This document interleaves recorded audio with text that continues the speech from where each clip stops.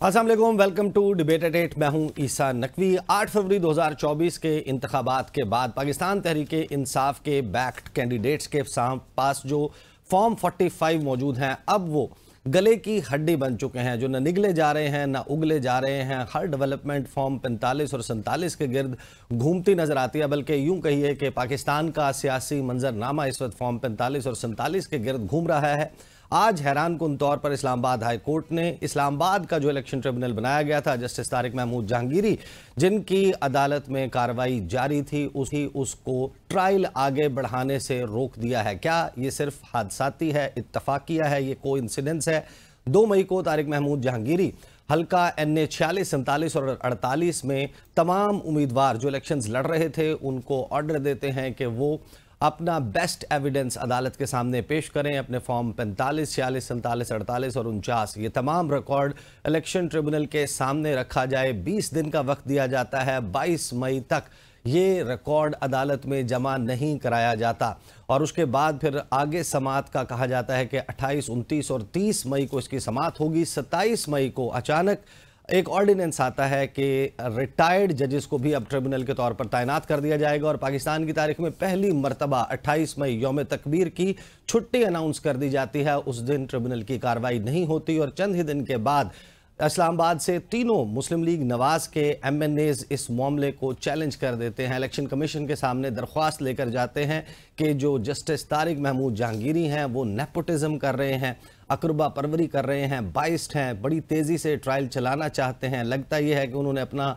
जहन पहले से बनाया हुआ है और इन इल्ज़ामात को दुरुस्त तस्लीम करते हुए इलेक्शन कमीशन ऑफ पाकिस्तान इस ट्रिब्यूनल को तब्दील कर देता है। रिटायर्ड जस्टिस पराचा साहब जो हैं, उनको शकूर पराचा, उनको ट्रिब्यूनल के तौर पर अनाउंस कर दिया जाता है और पाकिस्तान तहरीक इंसाफ इस मामले को अदालत में चैलेंज कर देती है। Side by side Tariq Mahmood Jahangiri का ट्रिब्यूनल, उसको काम करने से नहीं रोका जाता, लेकिन आज काम करने से रोक दिया है और इसी दौरान तारिक महमूद जहांगीरी के हवाले से एक कैंपेन शुरू होती है। क्या ये महज एक इत्तफाक है कि तारिक महमूद जहांगीरी, उनकी फैमिली के ट्रैवल डॉक्यूमेंट्स वो सामने आ रहे हैं, उनके हवाले से रेफरेंस जो है वो फाइल कर दिया गया सुप्रीम जुडिशल काउंसिल में और तारिक महमूद जहांगीरी के खिलाफ एक सोशल मीडिया के ऊपर मुनज़्ज़म मुहिम चलती हुई नजर आ रही है। और दूसरी तरफ इलेक्शन कमीशन ऑफ पाकिस्तान एक अजीब मखमसे का शिकार है। उसने अपने ट्रिब्यूनल तब्दीली का फैसला, उसका दिफा करना है अदालत के सामने और इस्लामाबाद हाई कोर्ट में वही इल्ज़ामात लगाने वाले जिसकी बुनियाद पर इलेक्शन कमीशन ऑफ पाकिस्तान ने यह फैसला किया था कि ट्रिब्यूनल तब्दील किया जाए,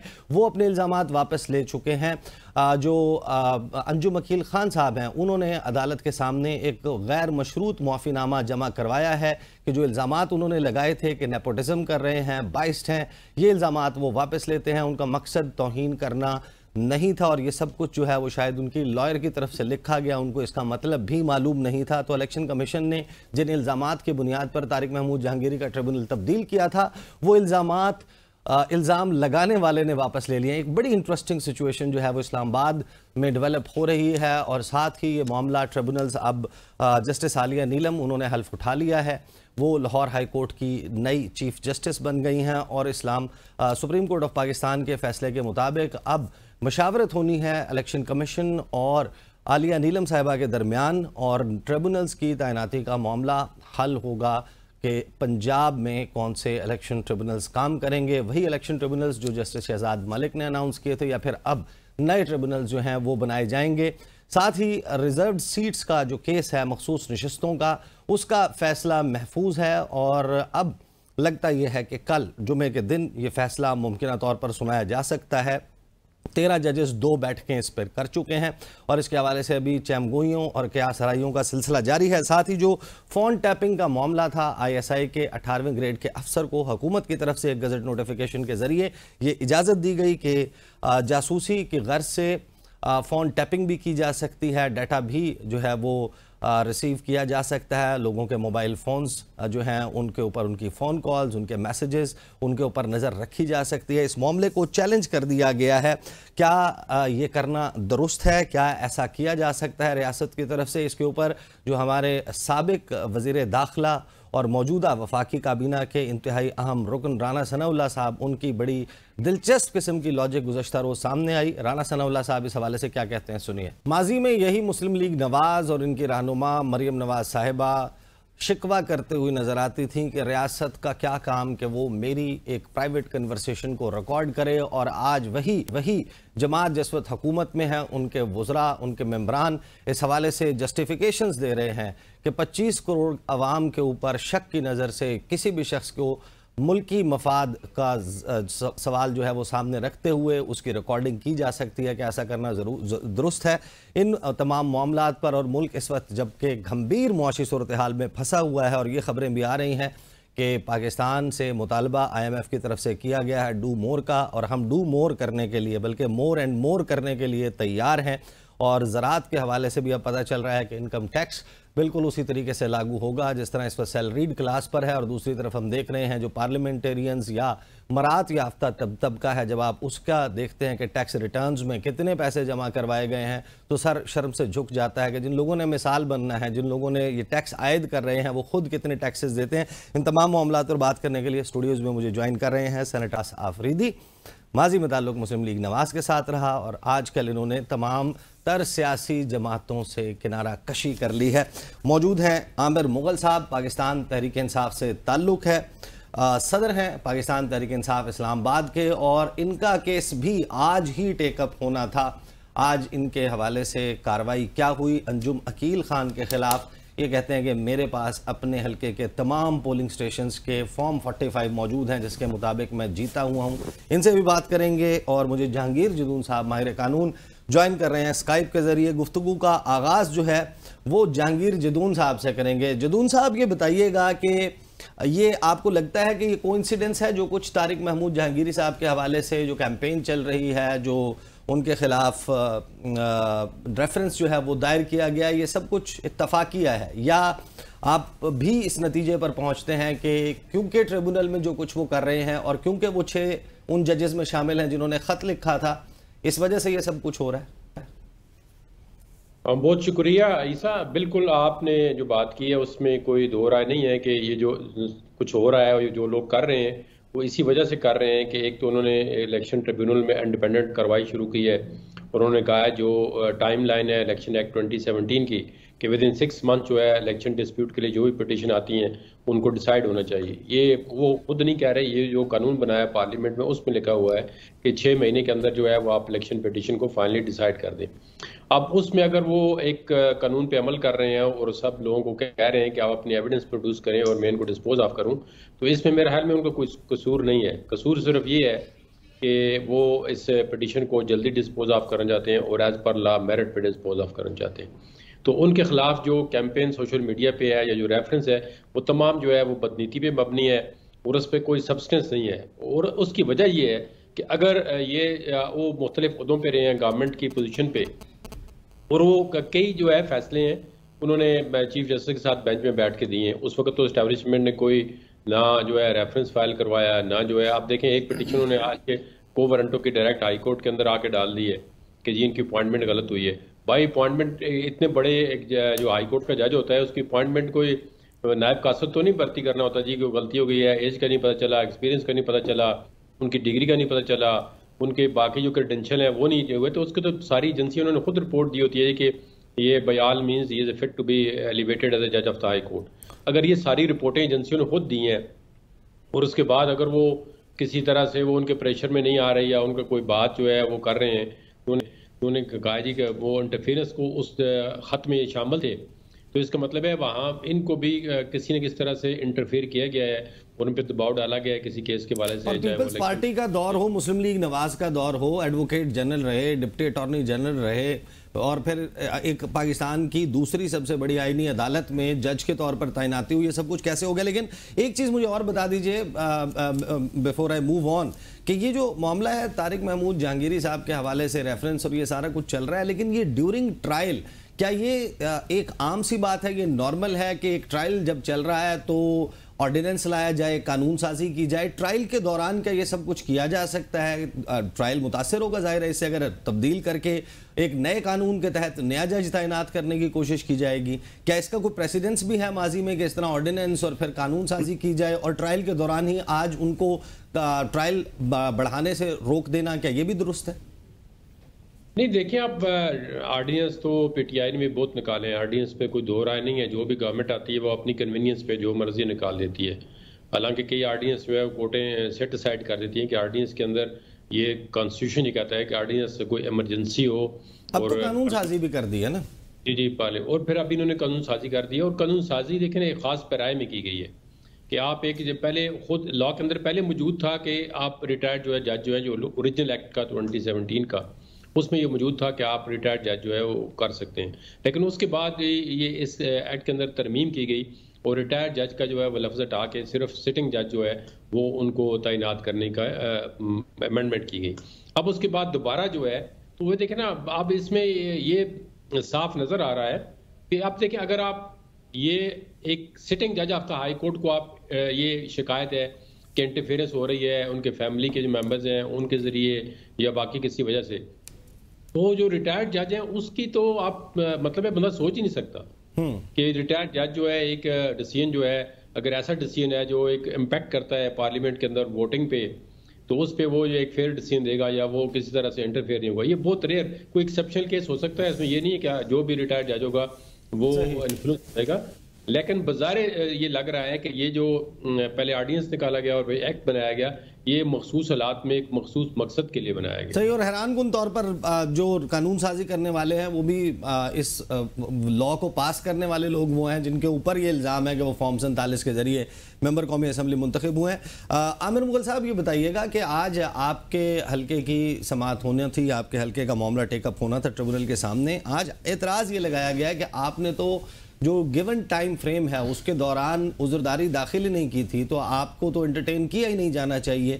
یہ جو کہا گیا ہے کہ آپ نے 45 دن کے اندر اندر اپنے کیس اور اپنی پٹیشن فائل نہیں کی، لہٰذا آپ یو اسٹینڈ نو چانس. بسم اللہ الرحمن الرحیم. بہت شکریہ آپ کا. دیکھیں جی، سب سے پہلے تو آپ نے جو آخر میں سوال کیا ہے میں اس کا جواب دے دیتا ہوں. انہوں نے آج کہا جی کہ جو گزٹ نوٹیفیکیشن ہے وہ 13 فروری کو جاری کیا ہے الیکشن کمیشن نے، sorry printing press of Pakistan نے. تو جو گزٹ نوٹیفیکیشن ہے جو ہم نے کورٹ میں سبمٹ بھی کروایا ہوا ہے ٹریبونل میں، وہ 19 فروری 2024 کا ہے. 19 فروری 2024 سے اگر آپ کاؤنٹنگ کریں 45 ڈیز کی تو یہ جا کے بنتے ہیں 4 اپریل، اور میری جو پٹیشن فائل ہوئی ہے وہ 3 اپریل کو ہوئی ہے، تو میری 44 ڈے پہ ہوئی ہے. اگر اس کو 13 فروری سے کاؤنٹ کریں تو پھر وہ 29 مارچ کو وہ اس کے 45 ڈیز پورے ہو جاتے ہیں. تو ہمارے پاس گزٹ نوٹیفیکیشن موجود ہے 19 فروری کا، جو ہم نے اپنی پٹیشن کے ساتھ بھی لگایا ہوا ہے. اور جو پچھلی ہیرنگ ہوئی تھی اس میں جو میرے مخالف کینڈیڈیٹ ہیں ان کے جو پرنسپل کونسل ہیں تنویر اقبال خان صاحب، انہوں نے خود عدالت کو یہ بات بتائی بھی تھی کہ ان کی 44 ڈے پہ سبمٹ ہوئی ہے اور ان ٹائم سبمٹ ہوئی ہے. تو آج اچانک ہی انہوں نے یہ موقف بدلا ہے. تو بہرحال ہمارے پاس نوٹیفیکیشن موجود ہے 19 لیکن جو آپ کے کا. مد مقابل ہیں، آپ کے مخالف ہیں جن کے خلاف آپ کی یہ عذرداری ہے، انجم عقیل خان صاحب، کیا انہوں نے فارم 45 تو جمع کروا دی ہیں عدالت؟ ابھی انہوں نے کہا ہے ہم نے جمع کروا دیا لیکن ابھی تک ہمیں ملے نہیں ہیں. لیکن شنید یہ ہے کہ یہ وہی فارم 45 ہیں جو الیکشن کمیشن نے اپنی ویب سائٹ پہ ڈالے تھے، یعنی کہ جو الیکشن کمیشن کے فارم 45 ہیں وہ انہوں نے جمع کروائے ہیں. جو دیکھیں فارم 45 جو ہے اس کی ایک کاپی پریزائڈنگ آفیسر جو ہے وہ آپ کے جو پولنگ ایجنٹ ہے اس کو دیتا ہے، ایک وہ جا کے اس کی کاپی اپنے آر او کو دیتا ہے، اور ایک کاپی اس نے الیکشن کمیشن میں بھی بھیجنی ہوتی ہے EMS سسٹم کے تحت. تو اب جس طرح میں الیکشن لڑا تو میرے پاس جو میرے پولنگ ایجنٹس تھے انہوں نے مجھے فارم 45 دیے، اور 8 فروری کی رات کو، یعنی کہ جو الیکشن ہو رہا تھا 8 اور 9 فروری کی درمیانی رات کو، جب مجھے پتہ چلا، مجھے 1 بجے میری لائر جو موجود تھیں آر او کے آفس میں، آپ کو پتہ ہے اس دن سگنل انہوں نے بند کیے ہوئے تھے، تو ان کو جب وہاں سے آ کے زبردستی نکالا گیا آر او کے آفس سے، میں اس وقت گھر میں موجود تھا، میں لوگوں سے فارم 45 وصول کر رہا تھا. وہ اپنے گھر گئیں، F11 میں ہی ان کا گھر ہے، وہاں سے انہوں نے وائی فائی کنیکٹ کر کے مجھے کال کی کہ ابھی سڈنلی یہاں پہ آ کے مختلف لوگوں نے بھاری تعداد میں آکوپائی کر لیا ہے آر او کے آفس کو اور مجھے زبردستی باہر نکال دیا ہے، تو آپ فوراً پہنچے. تو جیسے انہوں نے مجھے کال کی، میں نے اسی وقت جو میرے پاس موجود تھے، اس وقت میرے پاس لوگ سارے آ کے جمع کروا رہے تھے، وہ میں نے منگوائے اپنے پاس، اور میں نے منگوا کے وہ میں نے فارم اسی وقت سوشل میڈیا پہ ڈالے کہ یہ میرے پاس اتنے فارم 45 موجود ہیں. اس وقت کوئی شاید 80% میرے آپ کے جو فارم 45 ہیں جو دیگر لوگ یہاں پر حلقے میں الیکشن لڑ رہے تھے، آپ نے یہ تو بتا دیا کہ انجم وکیل صاحب نے جو فارم 45 جمع کروائے ہیں وہ وہی ہیں جو الیکشن کمیشن کی ویب سائٹ سنا ہے میں نے دیکھے نہیں. تو آپ ہاں سنا ہے آپ نے، لیکن آپ کے جو اپنے فارم 45 ہیں آپ نے کمپیئر کیا ہے کسی اور کینڈیڈیٹ کے ساتھ؟ 48 میں حلقہ 48 میں علی بخاری صاحب کے حلقے میں باقی لوگوں نے بھی جمع کروائے ہیں، اسی طرح 47 میں شعیب شاہین کے حلقے میں بھی لوگوں نے جمع کروائے ہیں. جی میرے حلقے میں 3 امیدواروں نے جمع کروائے ہیں اور وہ ہم نے چیک کیے ہیں. وہ تینوں جو ہیں وہ وہی فارم ہیں جو میرے فارم ہیں. جے یو آئی کے امیدوار ہیں عبدالمجید ہزاروی صاحب، انہوں نے جمع کروائے ہیں. ٹی ایل پی کے امیدوار ہیں، میچ کرتے ہیں آپ کے فارم سے؟ بالکل میچ کرتے ہیں. جو ٹی ایل پی کے امیدوار ہیں مجھے ان کا نام یاد نہیں، وہ بھی میرے ساتھ میچ کرتے ہیں. اور مرکزی مسلم لیگ کے جو امیدوار ہیں شفیق الرحمان صاحب، انہوں نے بھی جمع کروائے ہیں. یہ تینوں کے فارم جو ہیں وہ ہم نے سارے ٹیلی کیے ہیں، وہ سارے بالکل میرے فارم کے ساتھ میچ کرتے ہیں. صحیح. میں آپ کے پاس واپس آتا ہوں. عباس آفریدی صاحب، پاکستان اس وقت ایک پرفیکٹ سٹارم کا شکار ہے. ایک ایسا سیاسی بحران ہے جو شاید اس سے پہلے کبھی نہیں دیکھا، اس ملک کی ہسٹری میں کبھی نہیں ہوا. اور جب سیاسی بحران ہوتا ہے اس کو حل سیاستدانوں نے کرنا ہوتا ہے، بڑے بڑے سیاستدانوں نے. آپ میاں محمد نواز شریف کے ساتھ بھی رہے، آپ ان کو بڑے اچھے سے جانتے بھی ہیں. زرداری صاحب ہیں ایک سیاستدان، وہ صدر بن گئے ہیں، وہ شاید اس طریقے سے کردار ادا نہیں کر سکتے. عمران خان پاکستان کی سیاست کا ایک بڑا ہی مقبول آج کا چہرہ ہے، وہ جیل میں بیٹھے ہوئے ہیں. پھر بچ جاتے ہیں لے دے کر میاں محمد نواز شریف. آپ جتنا جانتے ہیں میاں صاحب کیوں دبک کر بیٹھے ہیں؟ صدر بننے کے بعد ان کی ایکٹیویٹی نظر نہیں آ رہی. یہ فارم 47-45 تمام معاملے کو آپ کے خیال میں میاں محمد نواز شریف کو کون سا روگ اس وقت کھا رہا ہے؟ وہ کیوں why is he not coming up اور اس سارے معاملے کے اوپر وہ لیڈ لیتے ہوئے یا کوئی معاملات کے اوپر ایک فائر فائٹنگ کے طور پر ایک فائر فائٹر کا کردار ادا کرتے ہوئے کیوں نظر نہیں آ رہے؟ نواز شریف صاحب کیوں نہیں نکلتے؟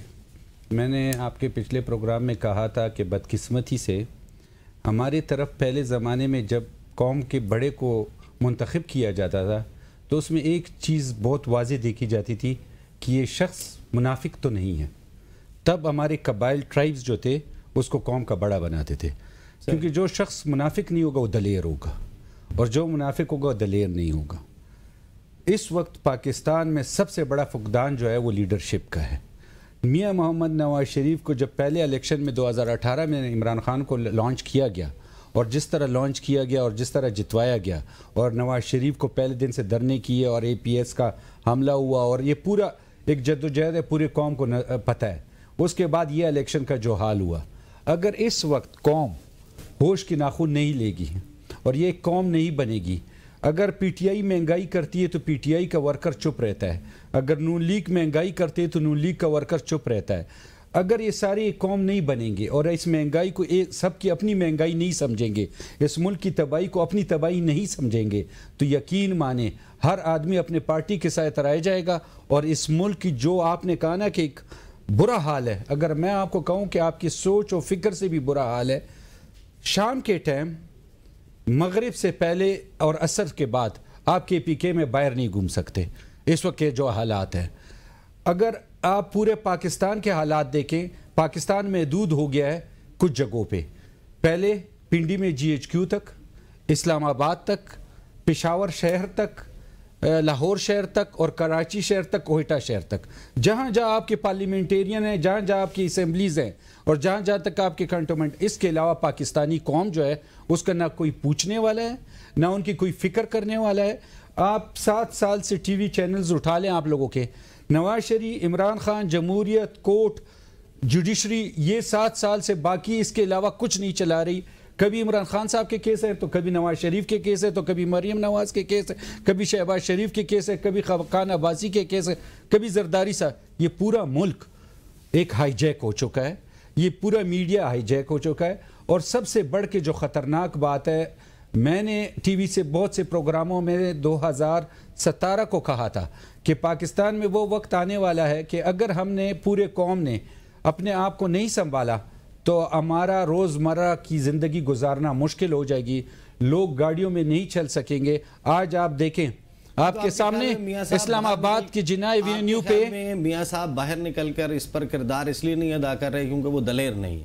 نہیں، میں اس کا مقصد یہ کہتا ہوں کہ جتنی سختیاں انہوں نے، والد ان کے فوت ہوئے، ان کی وائف فوت ہوئی، ان کی والدہ فوت ہوئی، بیٹی کے ساتھ جیل گئے، مجھے جو میں اپنی فیلنگ آپ کو سچ بتاؤں، وہ میرے خیال اس قوم سے، وہ جو ان کی امید تھی کہ قوم دلیری دکھائے گی، ان کی جو سٹرگل تھی کہ قوم جو ہے آگے آئے گی، وہ قوم جو ہے میرے خیال مجھے جو خود نظر آ رہا ہے، پاکستانی قوم ایک سو گئی ہے، سوئی ہوئی ہے. جو اس کے ساتھ کرو، کوئی نہ آواز ہے، نہ بات چیت ہے، نہ تکلیف ہے، نہ پریشانی ہے، اور تباہ و برباد ہو گئی ہے. ہاں کون ہے؟ کوئی کہتا ہے میں پی ٹی آئی کو، میاں صاحب نے قوم کے پیچھے چلنا ہے یا قوم نے میاں صاحب؟ ہاں قوم نے چلنا ہے، یہی میں نہ قوم نے چلنا ہے، یہی میں سمجھا رہا ہوں. قوم جو ہے لیڈر، میں آپ کو بتا رہا ہوں، جب ہم اس کا واقعہ پیش آیا میں نے آپ کو کہا تھا، آج جو میں نے کہا کہ ہم 6 بجے کے بعد کے پی کے میں نہیں نکل سکتے، یہ ضرب عضب میں یہ آپریشن ختم ہو چکا تھا. میں نے کہا تھا پچھلے آپ کے پروگرام عمران خان، جنرل فیض اور باجوہ صاحب، آج اگر اس صورتحال پہ قابو پانے کے لیے اگر ایک آپریشن عزم استحکام یا ویژن میں اس آپریشن کی مخالفت کی بات کی جاتی ہے تو نہیں، میں اس آپریشن کی مخالفت کیوں کر رہا ہوں؟ آپ جن میاں صاحب کو جانتے ہیں وہ اس کے حق میں کیوں نہیں؟ میرے حساب سے انہوں نے سیاست سے نہیں، میرے حساب سے انہوں نے سیاست سے کنارہ کشی اختیار کر لی ہے، جو میں سمجھتا ہوں. جو میاں صاحب نے سیاست بالکل کنارہ کشی اختیار 28 مئی کو صدر بنے ہیں، میں کہہ رہا ہوں نا کنارہ کشی اختیار کر لی ہے. آج میرے صوبے میں، جو میں جس صوبے میں ہوں، جو میں نے پارٹی چھوڑی ہوں، کیوں چھوڑی کہ میرے صوبے میں جو آپریشن ہو رہا ہے، جس کو آپریشن کہا جا رہا ہے، جس کو سپورٹ دیا جا رہا ہے، جس کے لیے بات چیت کی جا رہی، یہاں ضرب عضب کے بعد کہا گیا کہ ٹیررزم ختم ہوا. اس کے بعد جنرل فیض، عمران خان اور باجوہ صاحب نے وہاں دوبارہ ٹی ٹی پی کے لوگوں کو جیلوں سے چھڑوایا، وہاں سے افغانستان سے چھڑوا کے بولا فیملیوں کے ساتھ کریں. پہلے ان 3 اشخاص کو سزا دی جائے، اگر سزا دی جائے اس کے بعد ہم قبائل ہیں، پھر ہم سے بات کیے جائے. مجھے آپ بتائیں، آپ افغانستان کے بارڈر پہ فاٹا کے جو لوگ تھے، اس سے پہلے کوئی سیکورٹی کا نظام تھا؟ ہم دفاع کرتے تھے، کوئی ایک آدمی بھی آج جا نہیں سکتا تھا. بریک پہ جانا ہے، بریک کے بعد مجھے بھی موقع دیں گے. جی بالکل، بریک کے بعد آپ کو بھی موقع ملے گا، گفتگو کا سلسلہ جاری رہے گا. ملتے ہیں آفٹر دی بریک.